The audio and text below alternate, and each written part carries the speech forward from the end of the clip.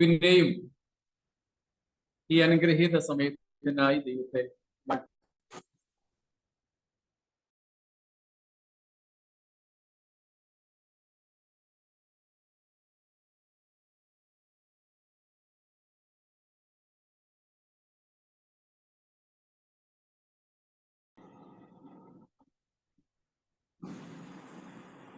പിന്നെയും ഈ അനുഗ്രഹീത സമയത്തിനായി കർത്താവിനെ വാഴ്ത്തുന്നു. ഇതുവരെ അധ്യക്ഷത വഹിച്ച പ്രിയ എബ്രാൻ ജോസഫ് പാസ്റ്റർ ഉൾപ്പെടെ എല്ലാ കർത്താവിന്റെ ദാസിദാസന്മാർക്കും ദൈവജനത്തിനും ക്രിസ്തീയ വന്ദനങ്ങൾ.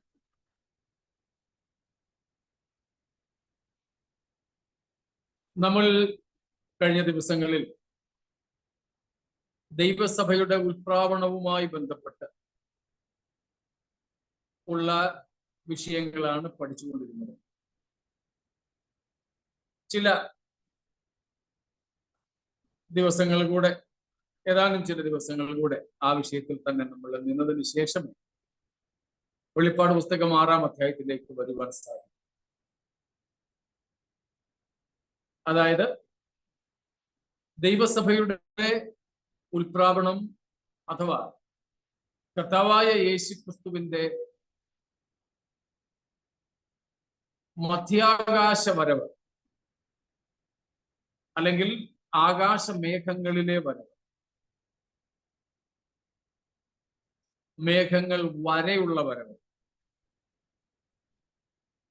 അതിന്റെ വിവിധ ലക്ഷ്യങ്ങളെ കുറിച്ചാണ് കണ്ടത്. 8 or 9 മറ്റോ കാര്യങ്ങൾ നമ്മൾ ചിന്തിച്ചെന്നാണ് എന്റെ ഓർമ്മ. ഇന്ന് ആ വിഷയത്തിൽ എന്തെങ്കിലും സംശയങ്ങൾ ബാക്കി ഉണ്ടെങ്കിൽ ചോദിച്ചാട്ടെ.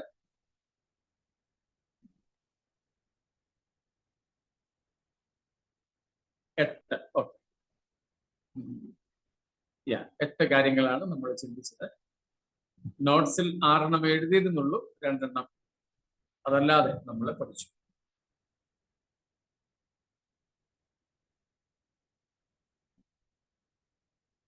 ആ കാര്യങ്ങളിൽ മറ്റെന്തെങ്കിലും വിശദീകരണം ആവശ്യമുണ്ടോ?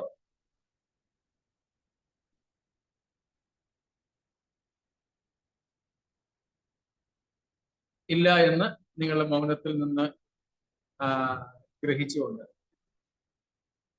യേശുക്രിസ്തുവിന്റെ പരസ്യവരവിന്റെ ലക്ഷ്യങ്ങൾ എന്തൊക്കെയാണെന്ന് ഇന്ന് നമുക്ക് ചിന്തിക്കാം. The purpose of the public coming of Christ.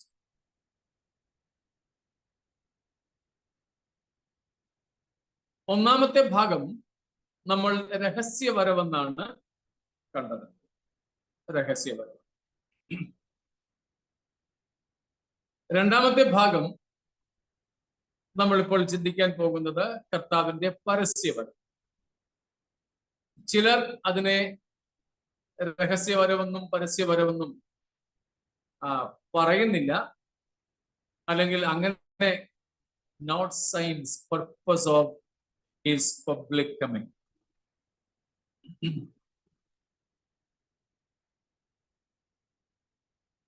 കർത്താവിന്റെ രഹസ്യവരവെന്ന് ചിലർക്ക് പറയാൻ ചില മടിയാണ്. രഹസ്യവരവ് എന്നൊരു പ്രയോഗം ബൈബിളിലില്ല, ശരി തന്നെ.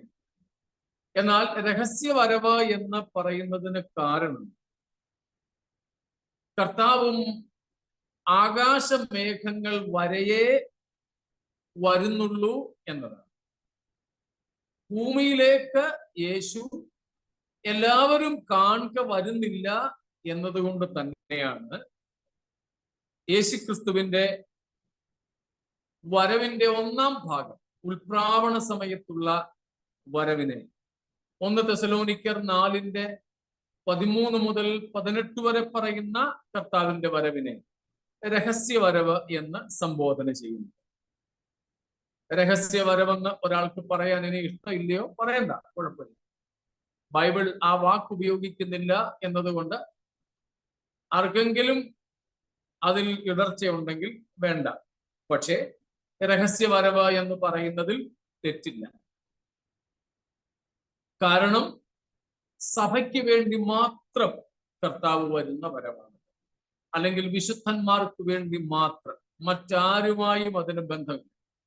നമ്മൾ ഇന്നത്തെ ക്ലാസ്സിന് ശേഷം കർത്താവ് അനുവദിച്ചാൽ ആ രണ്ട് വരവുകളെയും കൂടെ ഒന്ന് താരതമ്യം ചെയ്യുന്നുണ്ട്. അപ്പോൾ അത് കുറച്ചുകൂടെ നമുക്ക് വ്യക്തമാണ്. ആ രണ്ട് മുഖങ്ങളെയും, രണ്ട് വരവുകൾ എന്നതിനേക്കാൾ ആ രണ്ട് മുഖങ്ങളെയും കൂടെ നമ്മൾ താരതമ്യം ചെയ്തും കൂടെ പഠിക്കുന്നു.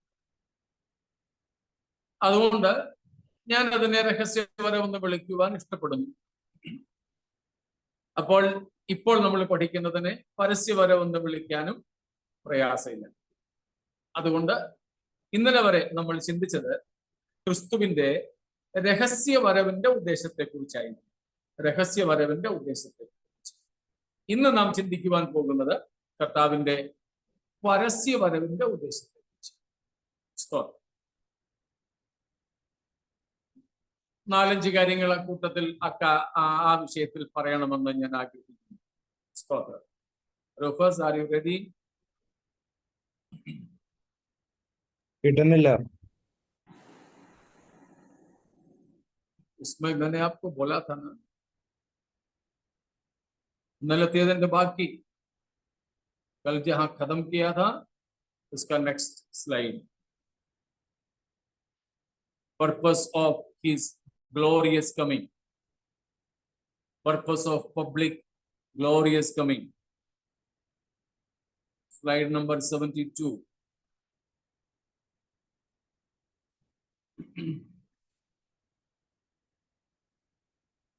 യേശുക്രിസ്തുവിന്റെ വരവിന്റെ ഈ ഭാഗമാണ് രണ്ടാം വരവെന്ന് എടുത്ത് പ്രസ്താവിക്കുവാൻ പര്യാപ്തമായ ഭാഗം. പര്യാപ്തമായ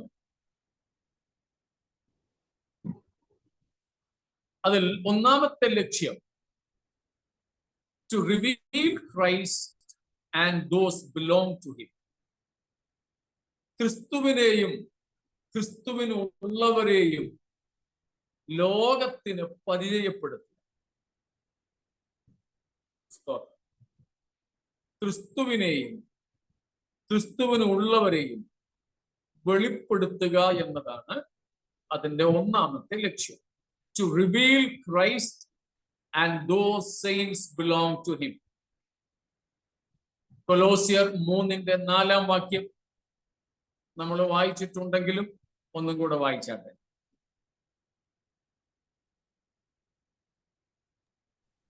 നമ്മുടെ ജീവനായ ക്രിസ്തു വെളിപ്പെടുമ്പോൾ നിങ്ങളും അവനോടുകൂടെ തേജസ്സിൽ വെളിപ്പെടും. നമ്മുടെ ജീവനായ ക്രിസ്തു വെളിപ്പെടുമ്പോൾ നാമും അവനോടുകൂടെ തേജസ്സിൽ വെളിപ്പെടും. ഇന്ന് ക്രിസ്തുവിനുള്ളവരാര് എന്ന് ലോകത്തിന് അറിഞ്ഞുകൂടാ. നമ്മുടെ വില, നമ്മുടെ നില, നമ്മുടെ തേജസ് ഇതറിഞ്ഞുകൂടാ. ഇത് മാറ്റിക്കൊത്തി കഴിയുമ്പോൾ മതിപ്പെടുത്തും. എന്നാൽ നമ്മുടെ ജീവനായ ക്രിസ്തു തേജസ്സിൽ വെളിപ്പെടും. തെറ്റിദ്ധാരണയരുത്. ഈ രണ്ടാം മുഖത്തിൽ മാത്രമേ ക്രിസ്തു തേജസ്സോടെ വരൂ എന്ന് കരുതരുത്. യേശുക്രിസ്തു ഇപ്പോൾ ആയിരിക്കുന്നത് തന്നെ തേജസ്സിലാണ്, അടുത്തുകൂടാത്ത വെളിച്ചത്തിലാണ്. യേശുക്രിസ്തുവിന്റെ പുനരുത്ഥാനത്തിനും സ്വർഗാരോഹണത്തിനും ശേഷം സ്വർഗം യേശുവിനെ സ്വീകരിച്ചത് തേജസ്സോടുകൂടെയാണ്. സ്തോത്രം.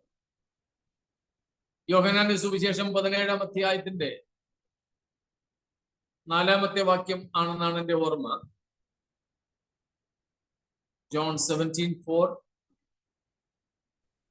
നീ ഭൂമിയിൽ എന്നെ മഹത്വപ്പെടുത്തി, ഞാൻ ഭൂമിയിൽ നിന്നെ മഹത്വപ്പെടുത്തി, നീ എനിക്ക് ചെയ്യുവാൻ തന്ന പ്രവൃത്തി തികച്ചിരിക്കുന്നു. എന്നിട്ട് ഇപ്പോൾ പിതാവേ, ലോകം ഉണ്ടാകും മുമ്പേ എനിക്ക് നിന്റെ 5 ഇപ്പോൾ പിതാവേ, ലോകമുണ്ടാകും മുമ്പ് എനിക്ക് നിന്റെ അടുക്കൽ ഉണ്ടായിരുന്ന മഹത്വത്തിൽ എന്നെ നിന്റെ അടുക്കൽ മഹത്വപ്പെടുത്തണമേ. യേശുവിന്റെ മഹാപുരോഹിത പ്രാർത്ഥനയാണല്ലോ യോഹന്നാൻ 17. അവിടെ ആദ്യത്തെ 5 വാക്യങ്ങളിൽ ക്രിസ്തു തനിക്കായി തന്നെയാണ് പ്രാർത്ഥിക്കുന്നത്. അതിനുശേഷം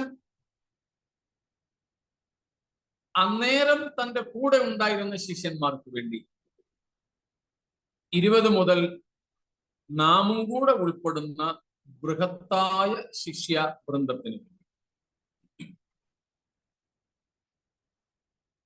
അപ്പോൾ കർത്താവ് നമുക്ക് വേണ്ടി പ്രാർത്ഥിക്കുന്നതിന് തൊട്ടു മുമ്പ് കർത്താവിനായി തന്നെ പിതാവിനോട് അപേക്ഷിക്കുകയാണ്. തന്റെ മനുഷ്യത്വത്തിൽ, തന്റെ താഴ്മയിൽ, തന്റെ താഴ്ചയിൽ പിതാവിനോട് അപേക്ഷിക്കുന്നു. പിതാവേ, ലോകമുണ്ടാകും മുമ്പേ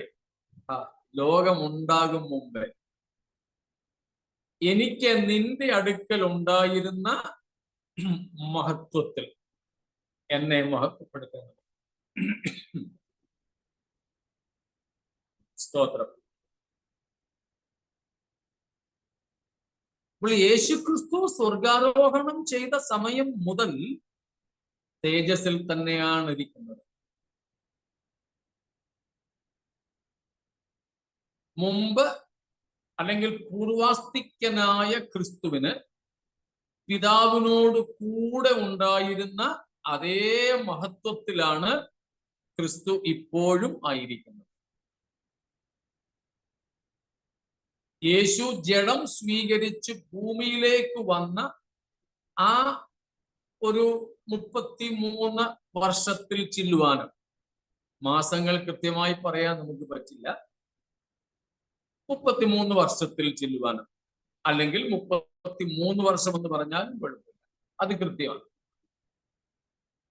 ആ 33ഓളം വർഷം മാത്രമാണ് ക്രിസ്തു തന്റെ മഹത്വം ഉരിഞ്ഞു വെച്ചത്. അതിനുശേഷം കർത്താവ് മഹത്വത്തിൽ തന്നെയാണ്, അഥവാ തേജസ്സിൽ തന്നെയാണ്.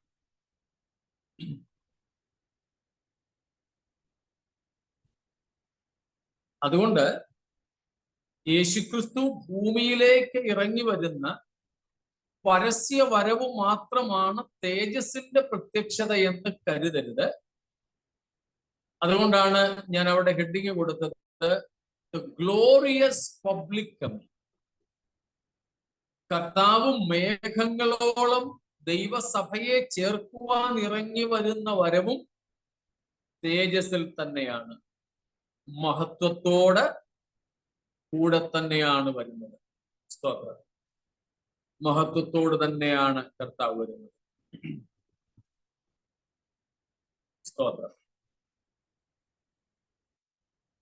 എന്നാൽ ഇത് മഹത്വത്തോടെ പരസ്യമായി വരുന്നു എന്ന് മാത്രമേ ഉള്ളൂ. സ്തോത്രം. പരസ്യമായി വരുന്നു എന്ന് മാത്രമേ. മനസ്സിലാവുന്നുണ്ടല്ലോ? അപ്പോൾ തേജസ്സിൽ നമ്മുടെ കർത്താവ് പരസ്യമായി വെളിപ്പെടും, എല്ലാവർക്കും കാണത്തക്കതുപോലെ. അതാണ് നാം വെളിപ്പാട് 1:7 കാണുന്നത്. എല്ലാ കണ്ണും അവനെ കുത്തിത്തുളച്ചവരും അവനെ കാണും. ഭൂമിയിലെ സകല ഗോത്രങ്ങളും അവനെ ചൊല്ലി വിലപിക്കും. സ്തോത്രം. എല്ലാവർക്കും യേശുക്രിസ്തുവിനെ കാണത്തക്കതുപോലെ വരും. സ്തോത്രം. അതിനെ പൗലോസ് അപ്പോസ്തലൻ വിളിക്കുന്നത് യേശുക്രിസ്തു അഗ്നിജ്വാലയിൽ പ്രത്യക്ഷനാകുമെന്ന്. തെസലോനിക്കർക്കുള്ള 2-ാമത്തെ ലേഖനത്തിൽ പൗലോസ് അങ്ങനെയാണ് വിളിക്കുന്നത്. ക്രിസ്തു അഗ്നിജ്വാലയിൽ പ്രത്യക്ഷനാകും. സ്തോത്രം. 2-ാം ലേഖനം 1-ാം അധ്യായം 6-ാമത്തെ വാക്യം. കർത്താവായ യേശു തന്റെ ശക്തിയുള്ള ദൂതന്മാരുമായി സ്വർഗത്തിൽ നിന്ന് അഗ്നിജ്വാലയിൽ പ്രത്യക്ഷനായി. ദൈവത്തെ അറിയാത്തവർക്ക് അഗ്നിജ്വാലയിൽ എന്ന് പറയുന്നതിന്റെ അർത്ഥം തേജസ് എന്ന് മാത്രമാണ് ഇവിടെ.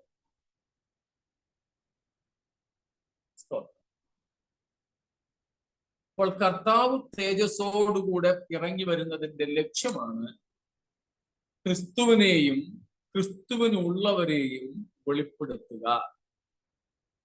To reveal Christ and those belong to him. അന്ന് നാമും കഴിഞ്ഞ ദിവസം നമ്മൾ കണ്ടതുപോലെ സ്വർഗത്തിൽ പിതാവിന്റെ സന്നിധിയിൽ പ്രതിഫലങ്ങളൊക്കെ പ്രാപിച്ച്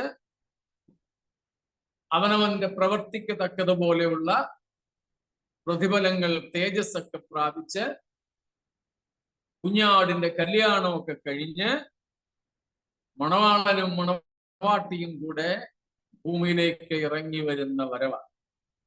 സ്തോത്രം. എനിക്ക് ഓർമ്മയുണ്ട്, എൻ്റെ ജ്യേഷ്ഠനും ഞാനും തമ്മിൽ നല്ല പ്രായ വ്യത്യാസമുണ്ട്. അച്ചാച്ചന്റെ കല്യാണം കഴിയുമ്പോൾ എനിക്ക് തോന്നുന്നു ഞാൻ 4-ലോ 5-ാം ക്ലാസ്സിലോ അങ്ങോട്ട് പഠിക്കുക.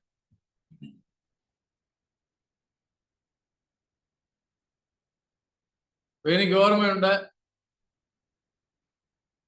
അമ്മാമ്മ വീട്ടിൽ വന്നു. എന്നിട്ട് വീടിന്റെ വാതിൽക്കൽ ഇങ്ങനെ നിൽക്കുമ്പോ അച്ചാച്ചന്റെ കൂട്ടുകാരിൽ ചിലര് ആ റോഡിലൂടെ പോയി. ഉടനെ അച്ചാച്ചൻ അമ്മാമ്മയെ വിളിച്ചു, അരികത്ത് നിർത്തി, ചേർത്ത് നിർത്തി, തോളത്ത് കൈയിട്ടുണ്ട്. ഞാൻ അവിടെ നിൽപ്പുണ്ട് മുറ്റത്ത്, പയ്യനാ. ചോദിക്കുന്നു, ആ ഇതാണ് എന്റെ ഭാര്യ കേട്ടോ,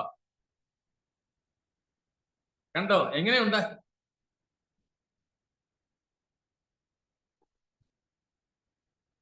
വിവാഹം കഴിച്ച ഒരുത്തൻ തന്റെ ഭാര്യയെ തന്റെ കൂട്ടുകാർക്കുമൊക്കെ പരിചയപ്പെടുത്തുന്ന ഒരു പതിവുണ്ട്. ഇന്ന് നമ്മുടെ നാട്ടിൽ അങ്ങനെ ഒരു രീതിയൊന്നും കാണുന്നില്ല. ഞാൻ ഒത്തിരി നാളായി കണ്ടിട്ട്. നേരത്തെയൊക്കെ എന്റെയൊക്കെ ചെറുപ്പത്തിൽ കണ്ടിട്ടുണ്ട്. എല്ലാവരും കല്യാണത്തിന് നമ്മുടെ നാട്ടിലെ പന്തിക്ക് ഇങ്ങനെ ഇരിക്കുന്ന സമയത്ത് ചെറുക്കനും പെണ്ണും കഴിക്കാനൊന്നും ഇരിക്കത്തില്ല. അവിടെ അവർ രണ്ടുപേരും കൂടെ കൈകോർത്ത് പിടിച്ച് ഇങ്ങനെ പന്തിക്കിരിക്കുന്ന ആ പന്തിയിലൂടെ നടന്നിട്ട് അവിടെ ആഹാരം കഴിക്കാൻ ഇരിക്കുന്നവരെ പരിചയപ്പെടുത്തി കൊടുക്കുന്നു. ഇതെന്റെ ഇന്നയാളാണ്, ഇതെന്റെ ഇന്നയാളാണ്. എനിക്ക് ഓർമ്മയുണ്ട്. ഇപ്പം പക്ഷെ അങ്ങനൊന്നും കാണാറില്ല. എന്തുകൊണ്ടും നമ്മുടെ കർത്താവും സഭയെ വേളികടിച്ചിട്ട് ലോകത്തിന് ക്രിസ്തുവിനെയും സഭയെയും പരിചയപ്പെടുത്തുന്ന ഒരു പ്രക്രിയ, ഒരു ഉദ്ദേശമാണ് കർത്താവിന്റെ പരസ്യമായ വരവിൽ ഉള്ളത്. ഒന്നാമത്തെ ഉദ്ദേശം അതാണ്.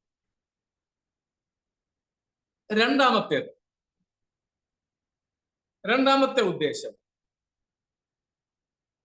to judge Antichrist and the false prophet and inaugurate the hell. Where is Rufus? To judge Antichrist, false prophet and inaugurate the hell. കള്ളക്രിസ്തുവിനെയും കള്ളപ്രവാചകനെയും ന്യായം വിധിക്കുവാനും അവരെ രണ്ടുപേരെയും കൂടെ നരകത്തിലിട്ട് നരകത്തിന്റെ ഉദ്ഘാടനം നിർവഹിക്കുവാനുമാണ് യേശു വരുന്നത്.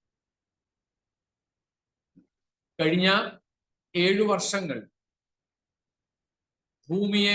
ഭൂമിയിലുള്ളവരെ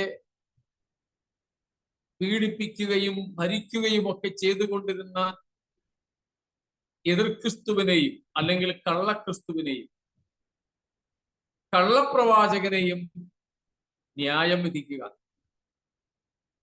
അവരെ നരക പൊയ്കയിലേക്ക് തള്ളിക്കളയുക. പ്രത്യേകിച്ച് അവരെ തന്റെ സിംഹാസനത്തിന് മുമ്പാകെ കൊണ്ടുവന്ന് വിസ്തരിക്കാനൊന്നും കർത്താവ് നിൽക്കുന്നില്ല. അവരുടെ കുറ്റം അല്ലെങ്കിൽ കുറ്റപത്രം വായിക്കാതെ ഏതായാലും വിടില്ല. അതാണ് നാം കാണുന്നത് വെളിപ്പാട് പുസ്തകം 19-ാം അധ്യായം 17 മുതൽ 21 വരെയും 20-ാം അധ്യായം 1 മുതൽ 3 വരെയും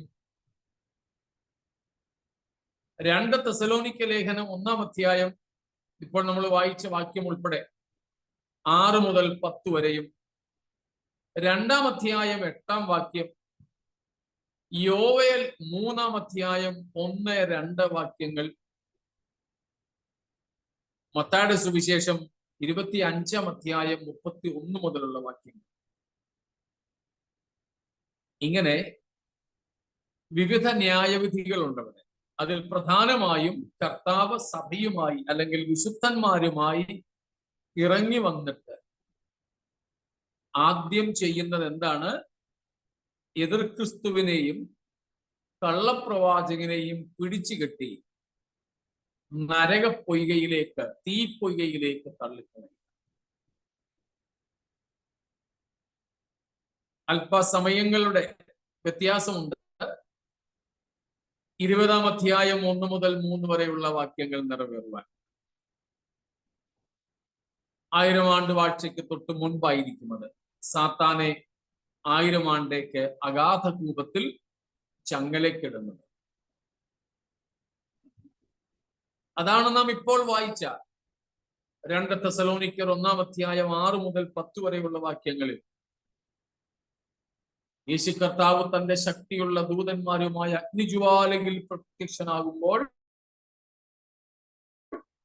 സുവിശേഷം അനുസരിക്കാത്തവരെ, സുവിശേഷത്തിൽ വിശ്വസിക്കാത്തവരെ ശിക്ഷ വിധിക്കുന്ന കാര്യം അവിടെ പറയുന്നു. അർമഗദ്ദോൻ യുദ്ധം അവിടെ നടക്കുന്നു. അർമഗദ്ദോൻ യുദ്ധത്തിൽ എതിർ ക്രിസ്തുവിന്റെ പക്ഷം ചേർന്ന് യേശുക്രിസ്തുവിനെതിരായി അണിനിരക്കുന്ന എണ്ണമറ്റ ഒരു മനുഷ്യ സമൂഹമുണ്ട്.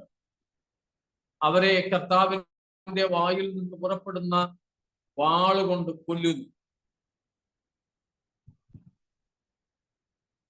അവരുടെ ന്യായവിധി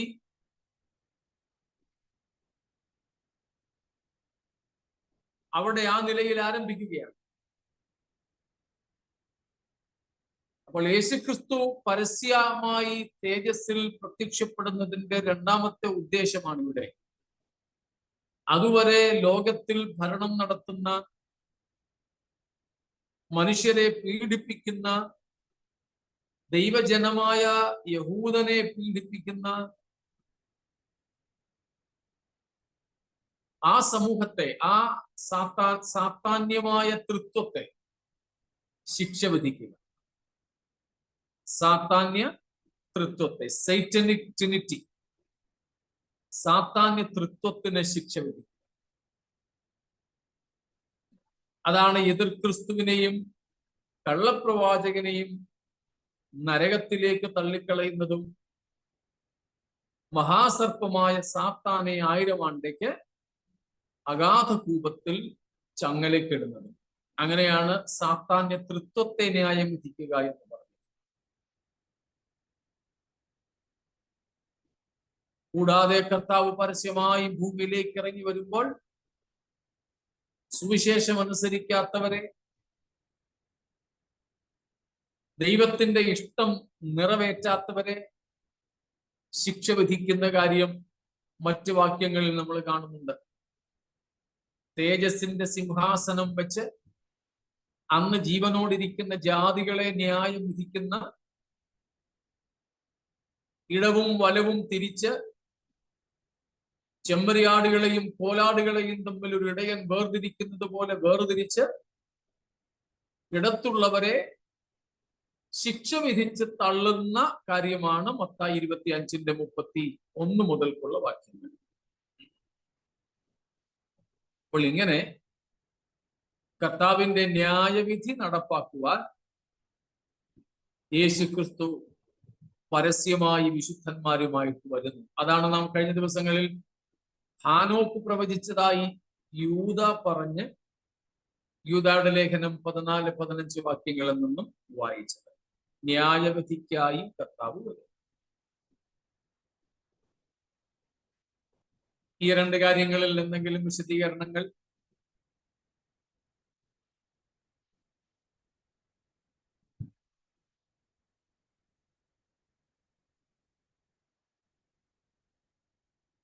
ഇല്ലെങ്കിൽ മൂന്നാമത്തെ ലക്ഷ്യം, for the final restoration of Israel. For the final restoration of Israel. ഇസ്രായേലിന്റെ അന്തിമമായ പരിപൂർണമായ യഥാസ്ഥാപനത്തിനായി,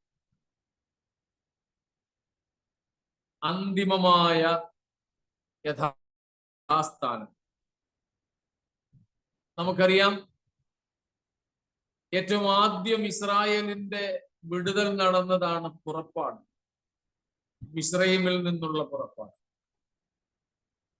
അതിനുശേഷം കനാൻ നാട്ടിൽ എത്തിക്കഴിഞ്ഞ് കനാൻ നാട്ടിൽ തന്നെ അവരുടെ സ്വന്തം രാജ്യത്ത് തന്നെ പല വർഷങ്ങൾ ശത്രുക്കൾ കടിമകളായി അവരെ അതിൽ നിന്നൊക്കെ വിടുവിച്ചു കൊണ്ടിരുന്നു.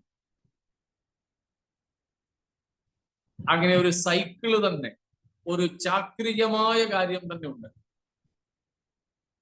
അത് മാറ്റിക്കുന്നുണ്ട്. ചാക്രികമായ കാര്യം തന്നെയുണ്ട്. ന്യായാധിപന്മാരുടെ പുസ്തകത്തിലാണ് നാം അത് കാണുന്നത്. ഇസ്രായേൽ പാപം ചെയ്യുന്നു. പാപം ചെയ്യുമ്പോൾ അവരെ അടിമത്വത്തിലേക്ക് ദൈവം വിടുന്നു. അടിമത്വത്തിൽ കിടന്നുകൊണ്ട് അവർ നിലവിളിക്കുന്നു. അവരുടെ നിലവിളി കേട്ട് രക്ഷകന്മാരെ ദൈവം അയക്കുന്നു. പിന്നെ അവർക്ക് സ്വസ്ഥത വരുന്നു. 5 കാര്യങ്ങൾ ചാക്രികമായി നടക്കും. Sin, servitude, slavery, supplication, salvation, silence. 5 S. Sin, Israel പാപം ചെയ്യുന്നു. പരിണിതഫലമായിട്ട് ദൈവം അവരെ അടിമത്വത്തിലേക്ക് വിടുന്നു. സെർവിറ്റ്യൂഡ്, സ്ലേവറിയിലേക്ക് വിടുന്നു. അടിമത്വത്തിൽ കിടന്നുകൊണ്ട് അവർ നിലവിളിക്കുന്നു. സപ്ലിക്കേഷൻ, ദൈവം കേട്ടു മനസ്സലിഞ്ഞ് അവർക്ക് രക്ഷകന്മാരെ അയക്കുന്നു. സാൽവേഷൻ, അത് കഴിഞ്ഞിട്ട് കുറച്ച് വർഷങ്ങൾ പിന്നെ സ്വസ്ഥത, സൈലൻസ്. കുറെ കഴിയുമ്പോൾ പിന്നെയും ചക്രം തുടങ്ങുന്നു, സിൻ. ഇങ്ങനെ 5 കാര്യങ്ങൾ ആവർത്തിക്കും. ഈ ഒരു ആവർത്തനമാണ് നാം ന്യായാധിപന്മാരുടെ പുസ്തകത്തിൽ കാണുന്നത്. പക്ഷെ അവയിൽ നിന്നും കർത്താവ് എന്ത് ചെയ്തിട്ടുണ്ട്? ഈ ജനത്തെ വിടുവിച്ചു. അപ്പോൾ ഒന്നാമത്തെ യഥാസ്ഥാനം മിസ്രയീമിൽ നിന്നുള്ള പുറപ്പാട്. രണ്ടാമത്തേത് ന്യായാധിപന്മാരുടെ കാലയളവിൽ സ്വന്തം രാജ്യത്ത് തന്നെ ശത്രുക്കൾക്ക് പലവട്ടം അടിമകളായി അതിൽ നിന്നുള്ള വിമോചനം. മൂന്നാമത്തേതാണ് ബാബിലോണ്യ പ്രവാസത്തിൽ നിന്നുമുള്ള അവരുടെ തിരിച്ചുവരവ്. ബാബിലോണ്യ പ്രവാസത്തിൽ നിന്ന്, അതിന് കുറച്ചു നാൾ മുമ്പ് അശ്ശൂരിന് 10 ഗോത്രങ്ങൾ അടിമകളായി പോകുന്നുണ്ടെങ്കിലും ബാബിലോണ്യ പ്രവാസത്തിൽ നിന്ന് തിരിച്ചു വരുന്നതിന് മുൻപ് ആ 10 ഗോത്രങ്ങൾക്ക് ഒരു തിരിച്ചു വരവില്ല. അതുകൊണ്ട് മൂന്നാമത്തെ യഥാസ്ഥാനമായിട്ട് നമുക്ക് ബാബിലോണ്യ പ്രവാസത്തിൽ നിന്നുള്ള മടങ്ങി വരവിനെ.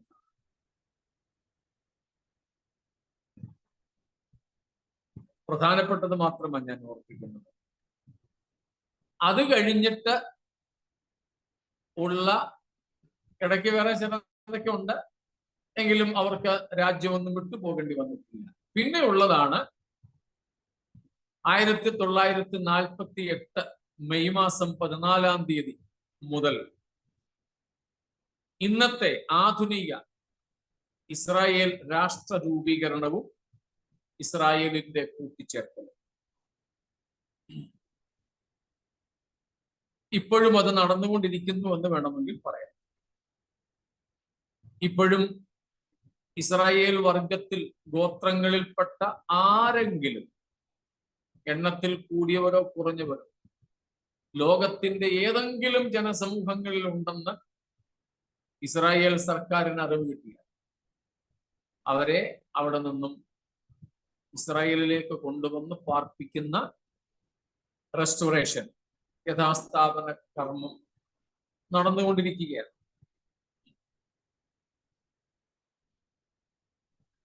ഇത് കഴിഞ്ഞിട്ട് ഇനിയും ഒരു ചിതറിക്കലും കൂടെ അവർക്കുണ്ട്. ഒരു ചിതറിക്കലും കൂടെ അവർക്കുണ്ട്. അതിന്റെ ക്ലൈമാക്സ് എന്ന് പറയുന്നതായിരിക്കും എതിർ ക്രിസ്തുവിന്റെ കാലം. റഷ്യയുടെ കീഴിലുള്ള ഒരു ആക്രമണവും ഒക്കെ ഉണ്ട്. ഇപ്പോൾ തന്നെ നമ്മൾ അതിന്റെ ലക്ഷണങ്ങൾ കണ്ടു തുടങ്ങി. യൂറോപ്യൻ രാജ്യങ്ങൾ ഉൾപ്പെടെയുള്ള ഇതുവരെ അവർക്ക് പിന്തുണ പ്രഖ്യാപിച്ചിരുന്ന പല രാഷ്ട്രങ്ങളും അവരെ കൈവിട്ടു തുടങ്ങി. സമ്മർദ്ദം ഏറി വരുന്നു. ഇസ്രായേൽ പ്രതീക്ഷിച്ചതുപോലെയുള്ള വിജയം ഹമാസിന്റെ മേലും ഇതുവരെ അവർക്ക് ലഭിച്ചിട്ടില്ല. തങ്ങൾക്ക് ഇനി ഒരിക്കൽ കൂടെ കടുത്ത പരാജയം നുകരേണ്ടി വരും. ഏറ്റവും പ്രത്യേകിച്ച് എതിർ ക്രിസ്തുവിന്റെ കാലഘട്ടത്തിൽ പ്രാണരക്ഷാർത്ഥം അവർക്ക് ഓടിപ്പോകേണ്ടി വരും.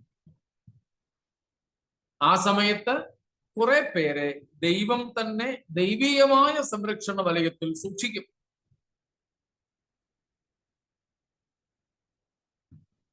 എതിർ ക്രിസ്തുവിന്റെ കൈകൾ എത്താത്ത ഇടങ്ങളിൽ ദൈവം അവരെ സൂക്ഷിക്കുന്ന കാര്യം ദാനിയേൽ 11-ാം അധ്യായത്തിന്റെ 45-ാമത്തെ വാക്യത്തിൽ പറയുന്നു. ആ വാക്യം ഒന്ന് വായിച്ചോളൂ. 41-ാമത്തെ വാക്യം, 45 അല്ല, 41. ദാനിയേൽ 11:41. അവൻ മനോഹര ദേശത്തിലേക്കും കടക്കും. 10,000 പേർ ഇടറി വീഴും. എങ്കിലും ഏദോമും മോവാബും അമ്മോന്യ ശ്രേഷ്ഠന്മാരും അവന്റെ കയ്യിൽ നിന്ന് വഴുതിപ്പോകും. എതിർ ക്രിസ്തുവിന്റെ കാര്യങ്ങളാണ് അവിടെ പറയുന്നത്. പ്രത്യേകിച്ച് അതിന്റെ ആദ്യ ഭാഗങ്ങളിൽ 11-ാം അധ്യായം, ഈ ദാനിയേൽ 11-ാം അധ്യായം പ്രോഫറ്റിക്കൽ ചാപ്റ്റർ എന്നാണ് അറിയപ്പെടുന്നത്. പ്രവചന അധ്യായം എന്നാണ് 11-ാം അധ്യായം അറിയപ്പെടുന്നത്. ചില വേദപഠിതാക്കൾ പറയുന്നത് ഈ 11-ാം അധ്യായത്തിൽ തന്നെ ഇതുവരെ നിറവേറിയ പ്രവചനങ്ങൾ 100-ൽ പരമാണെന്നാണ്. More than 100 prophecies are already fulfilled from this chapter 11. And that's why Bible prophetical students call this chapter a prophetical chapter. പ്രവചന അധ്യായമെന്ന് ഈ ദാനിയേൽ 11-ാം അധ്യായത്തെ പ്രവചന പഠിതാക്കൾ വിളിക്കുവാൻ അതാണ് കാരണം. ഇതിനോടകം തന്നെ നിറവേറിയ പ്രവചനങ്ങൾ അതിനകത്ത് 100-ൽ പരം ഉണ്ടെന്നാണ് പറയുന്നത്. അത്രയ്ക്ക് പ്രവചനങ്ങൾ കുത്തി നിറച്ചിരിക്കുന്ന ഒരു അധ്യായം. ഏറ്റവും പ്രധാനമായി അതിലുള്ള 2 പ്രവചനങ്ങൾ, ഒന്ന് ചരിത്രത്തിൽ നിറവേറിയതുണ്ട്. വളരെ ദുഷ്ടനായിരുന്ന, ഇസ്രായേലിനെ വളരെ പീഡിപ്പിച്ച, ദേവാലയത്തെ അശുദ്ധമാക്കിയ സിറിയൻ രാജാവായിരുന്ന ആന്റിയോക്കസ് എപ്പിഫാനസ് എന്ന് പറയുന്ന ഒരു രാജാവ് BC 2-ാം നൂറ്റാണ്ടിൽ ജീവിച്ചിരുന്ന ഒരു രാജാവ്. ക്രിസ്തുവിന്റെ ജനനത്തിന് ഏതാണ്ട് 160ഓളം വർഷങ്ങൾക്ക് മുമ്പ് ജീവിച്ചിരുന്ന മനുഷ്യൻ. അയാളെക്കുറിച്ചുള്ള പ്രവചനങ്ങളുണ്ട്. അത് ചരിത്രത്തിൽ ഭാഗികമായി നിറവേറി. എന്നാൽ ഇതിൽ പറയുന്ന പൂർണ്ണമായ നിറവേറൽ, അക്ഷരീയമായി ഇനിയും നിറവേറുവാനിരിക്കുന്നത് എതിർ ക്രിസ്തുവിന്റെ ഭരണം. അതിനെക്കുറിച്ചാണ് ഈ 41-ാം വാക്യത്തിൽ നമ്മൾ വായിച്ചത്. മനോഹര ദേശം എന്ന് അവിടെ വിശേഷിപ്പിക്കുന്നത് പലസ്തീൻ നാട്, ഇസ്രായേൽ നാടിനെ കുറിച്ച്. എന്നാൽ 3 ദേശങ്ങൾ അവന്റെ കയ്യിൽ അകപ്പെടാതെ ഒഴിഞ്ഞിരിക്കും എന്ന് പറഞ്ഞിരിക്കുന്നു. ഏതൊക്കെയാണ്? ഏദോമും മോവാബും അമ്മോന്യ ശ്രേഷ്ഠന്മാരും. ഏദോമും മോവാബും അമ്മോനും. അതിന്റെ മോഡേൺ നെയിംസ്, ഈ 3 രാഷ്ട്രങ്ങളുടെ ഇപ്പോഴത്തെ പേരുകളാണ് ജോർഡാനും ബൾഗേറിയയും റൊമേനിയയും. ഏദോം, മോവാബ്, അമ്മോൻ. അവയുടെ ആധുനിക പേരുകളാണ് യോർദാൻ, ബൾഗേറിയ, റൊമേനിയ.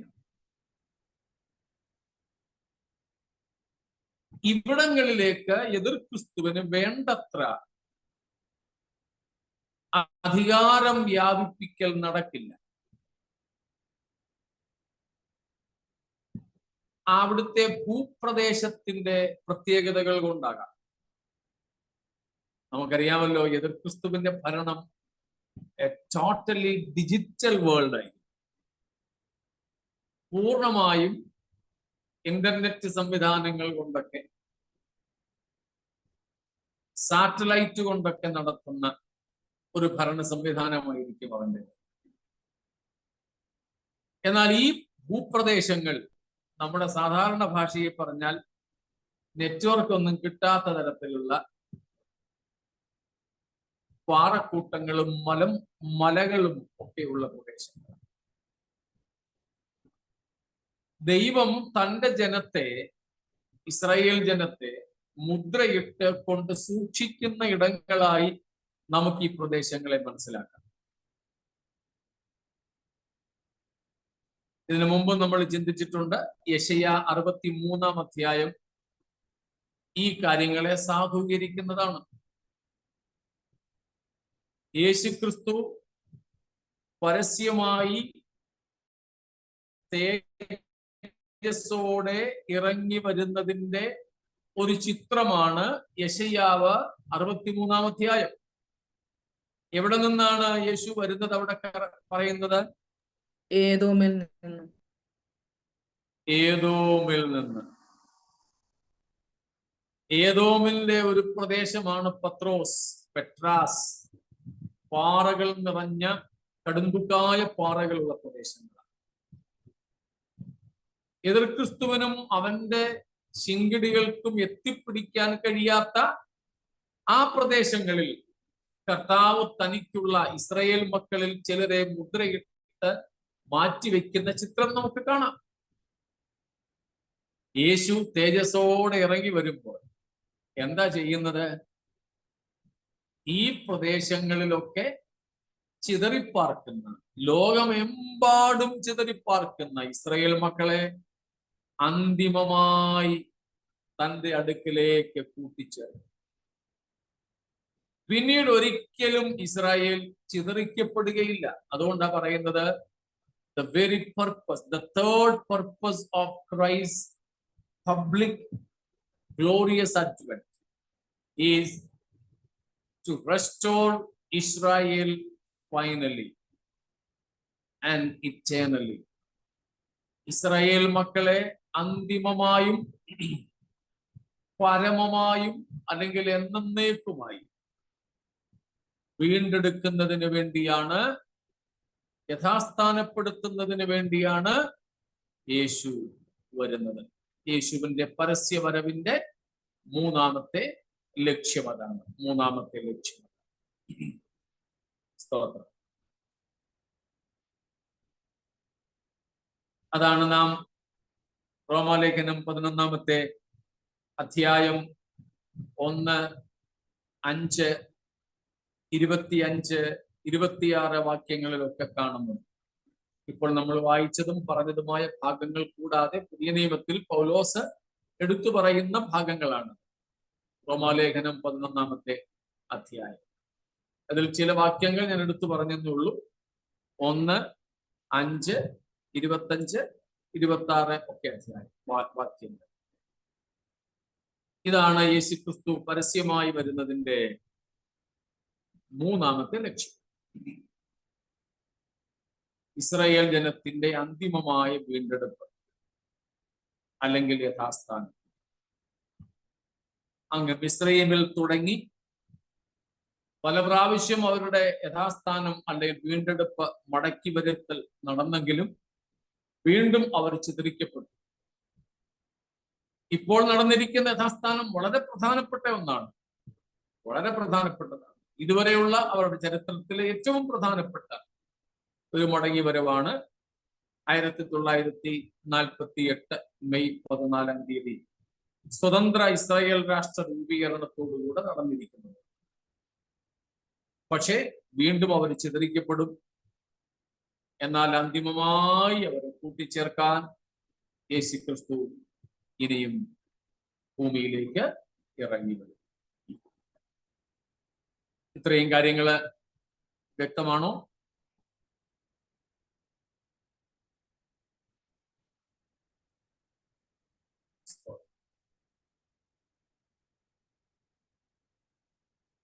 ഇനിയും അവരെ ആരും ഭയപ്പെടുത്താതെ, ചിതറിച്ചു കളയാതെ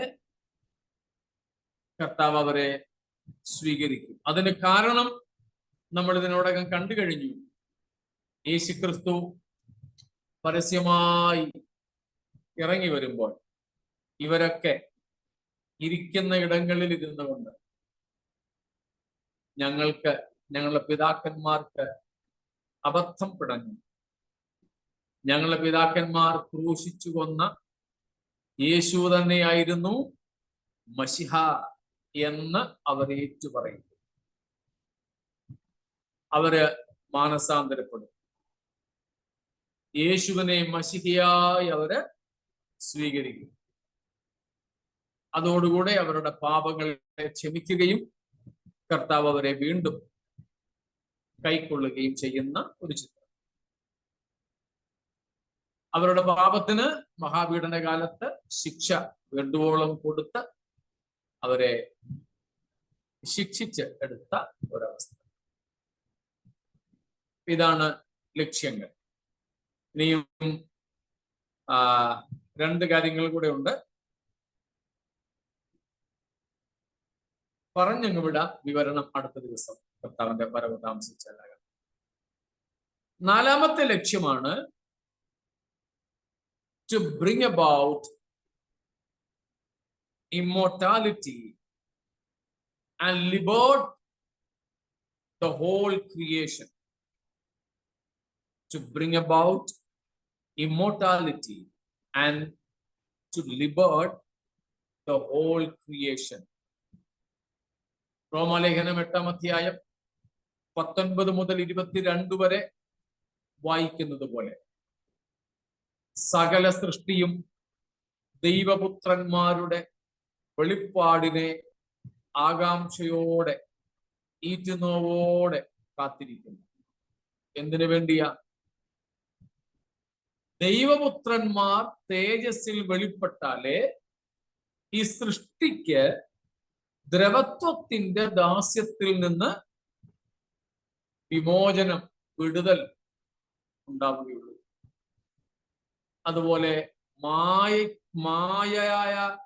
മായയ്ക്ക് കീഴ്പ്പെട്ടിരിക്കുന്ന അവസ്ഥയിൽ നിന്നും സൃഷ്ടികൾക്ക് വിമോചനം വേണം. അത് സംഭവിക്കുന്നത് 1000 ആണ്ട് വാഴ്ചയിലാണ്. അതാണ് യെശയ്യാ 11:6-ലും യെശയ്യാ 35:1 തൊട്ടുള്ള വാക്യങ്ങളിലും പറയുന്നത്.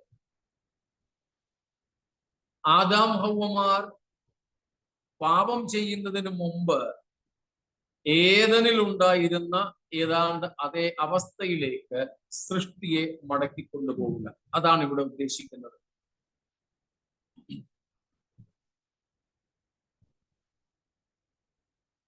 ആദാം ഹവ്വമാർ പാപം ചെയ്യുന്നതിന് മുമ്പ് ഉണ്ടായിരുന്ന ഏതാണ്ട് ഒരവസ്ഥ, അന്നും രാവും പകലും ഒക്കെ ഉണ്ടായിരുന്നല്ലോ. ആൾക്കാർക്ക് ആഹാരം കഴിക്കണമായിരുന്നു, ഏദൻ തോട്ടത്തിൽ വേല ചെയ്യണമായിരുന്നു. അങ്ങനെയൊക്കെയുള്ള ഒരവസ്ഥയിലേക്ക് സൃഷ്ടിയെ റിവേഴ്സ് ചെയ്ത് തിരിച്ചു കൊണ്ടുപോകുന്ന ഒരു പ്രക്രിയ. അതിനാണ് 1000 ആണ്ട് വാഴ്ച. അപ്പോൾ സൃഷ്ടികൾക്ക്, സകല സൃഷ്ടിക്കും വിമോചനം നൽകാൻ, വീണ്ടെടുപ്പ് നൽകാൻ യേശു കർത്താവ് ഈ ഭൂമിയിലേക്ക് പരസ്യമായി ഇറങ്ങി. അതാണ് 4ാമത്തെ ലക്ഷ്യം. 5ാമത്തേതാണ് the 5th purpose is to install Christ's everlasting kingdom, beginning with the millennium. To install his everlasting righteous kingdom, beginning with or commencing with his millennial kingdom. ഈ ഭൂമിയിൽ യേശുക്രിസ്തുവിന്റെ നിത്യ നീതിയുടെ രാജ്യം സ്ഥാപിക്കുക. പക്ഷെ അതിന്റെ ഭാഗമായിട്ട് ആദ്യം സ്ഥാപിക്കുന്നത് 1000 ആണ്ട് വാഴ്ചയായി. അപ്പോൾ യേശുക്രിസ്തുവിന്റെ 1000 ആണ്ട് വാഴ്ചയോടുകൂടെ നിത്യരാജത്വ സ്ഥാപനത്തിനായി യേശുക്രിസ്തു ഇറങ്ങി വരുന്ന വരവാണ് ക്രിസ്തുവിന്റെ പരസ്യ വരവ്. സ്തോത്രം. ദാനിയേൽ 2-ാം അധ്യായം 34, 35, 44, 45 വാക്യങ്ങൾ. യെശയ്യാ പ്രവചനം 32-ന്റെ 1 മുതലുള്ള വാക്യങ്ങൾ. വേറെയും ഒത്തിരി ഉണ്ട്, തൽക്കാലം ഇത്രയും മതിയായിരിക്കും. അപ്പോൾ പ്രധാനമായും യേശുവിന്റെ പരസ്യ വരവിന്റെ 5 ലക്ഷ്യങ്ങളാണ് നാം ഇന്ന് കണ്ടത്. സംശയങ്ങൾ എന്തെങ്കിലും ഉണ്ടായാം ഒരുപക്ഷെ. അത് കർത്താവിന്റെ വരവ് താമസിച്ചാൽ നമുക്ക് അടുത്ത ക്ലാസ്സിൽ പരിഗണിക്കാം. നേരത്തെ ഉള്ള ഒരു സംശയം ഞാൻ ചോദിക്കട്ടെ. ഇന്ന് ഞാനൊരു പ്രസംഗം കേട്ടതിൽ നിന്ന് സഭ ഭൂമിയിൽ നിന്ന് പോകുമ്പോൾ പരിശുദ്ധാത്മാവ് അങ്ങ് പോകുമോ? ഇല്ലല്ലോ, അന്ന് പാസ്റ്റർ പറഞ്ഞ പോകത്തില്ലെന്നല്ലേ? അതെ, അന്ന് കോട്ടേജ് മീറ്റിംഗ് ഞാനൊരു പ്രസംഗം കേട്ട അതൊരു സംശയം നേരം. ആ ഭാഗത്തേക്ക് നമുക്ക് പിന്നീട് വരാം. Okay okay okay.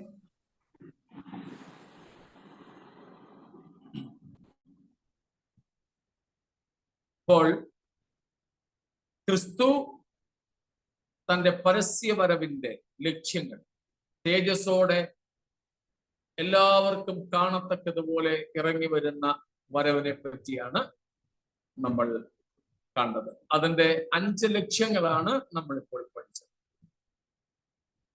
നമ്മുടെ നേരത്തെ ഉത്പ്രാവണ പഠനത്തോടനുബന്ധിച്ച് അത് കുറച്ചുകൂടെ മനസ്സിലാക്കാൻ ഈ ഭാഗവും കൂടെ എടുത്തു എന്ന് മാത്രമേ ഉള്ളൂ. നമ്മൾ ആർത്തിയോടെ കാത്തിരിക്കുന്നത് നമ്മുടെ കർത്താവ് സഭയെ ചേർക്കുവാൻ വരുന്ന വരവിനാണ്. അതാണ് സകല ഭാവികാല സംഭവങ്ങളുടെയും താക്കോൽ എന്ന് പറയുന്നത്. അത് ഇന്ന് രാത്രിയിലെങ്കിൽ ഇന്ന് രാത്രി ഇമ്മനന്റ് ആയിട്ട് പെട്ടെന്ന് സംഭവിക്കുമെന്നാണ് തിരുവെഴുത്ത് പറയുന്നത്. അതുകൊണ്ട് ആ പെട്ടെന്നുള്ള കർത്താവിന്റെ വരവിനായി നമുക്ക് ഒരുങ്ങാം, നമ്മെ തന്നെ സമർപ്പിക്കാം. ഈ വചനങ്ങളാൽ ദൈവം നമ്മെ അനുഗ്രഹിക്കുമാറാകട്ടെ.